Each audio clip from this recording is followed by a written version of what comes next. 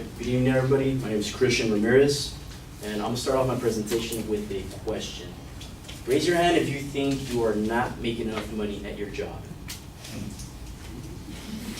for what you do. Well, I'm here to tell you that you're probably not. And the guy who you're working for is probably making what 20 to 30, 40 times more than you, maybe 100, even 200. I know my employer is a billionaire while I only make minimum wage in my job. And I want to start with wealth inequality. That's where I get into the wealth gap, income inequality, and wealth inequality. And what that is pretty much what separates the lower classes from the middle class and the middle class from the upper classes. And I'm going to get into the 1% of the upper class. They have about 90% of the total wealth in the United States, and that only leaves about 10% to everybody else. So that means one person has $90 to his name, and 99 people only have about $99. No, I mean $9. So that's pretty much what I'm gonna get into. Wealth inequality in America is economically harmful to over 75% of the American population. And wealth inequality is harmful to the economy. One way is through taxes. We get taxed, everybody gets taxed. You can't really avoid it unless you're working under the table or something. I know in an income of under $20,000, you get taxed about 70% of that. And while somebody who makes over $1 million, they're supposed to get the maximum tax deductible, I guess, which is about 35% to 40%.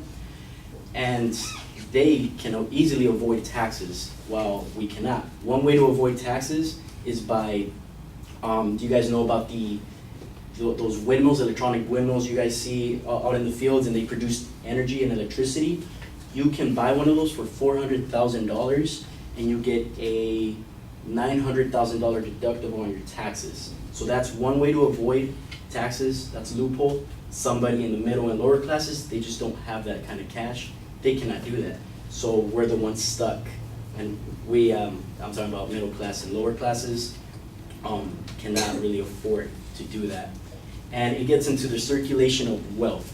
To have a stable economy, you need to have a stable circulation of wealth so that everybody can buy something.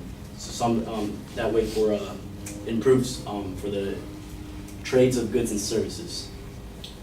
Wealth inequality hinders social classes from moving up since there is an unstable wealth distribution. One with that is we all need a growing middle class to have a strong nation, to have a strong economy. Why would you want to increase the top 1% of the population to have all the money and the bottom not pretty much just live in poverty, to live in really small houses with a huge household with like 10 children or something like that? It's very uncomfortable, it's very unhealthy as well. And poverty rises as the 1% gets richer. And Americans just simply cannot survive on minimum wage. That's about $18,000 a year. With the minimum wage, you can barely buy a car, barely afford an apartment nowadays, especially here in California. Wealth inequality causes low wages around the country. So earlier I talked about how a CEO can make up to 200, 300 times more than an average worker. Here's just a statistic I found on the Christian Science Monitor. Michael Hiltzik, a Pulitzer Prize-winning journalist, writes the daily blog, The Economy Hub. He found some statistics about AT&T. The average worker in AT&T makes $13.28 an hour, versus the CEO of AT&T makes $7,412 an hour.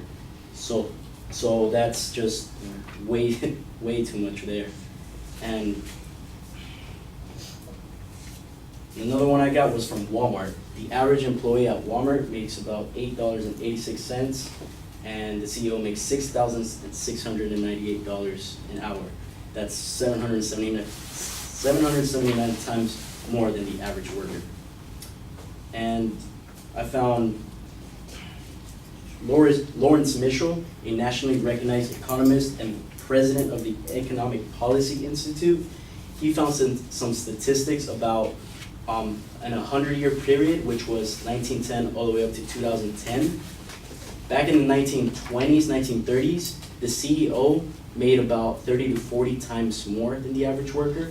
And now we're in 2010, 2015, maybe got worse. They're making up to 300 times more and just leaving way less money for the middle and lower classes. And that concludes my presentation.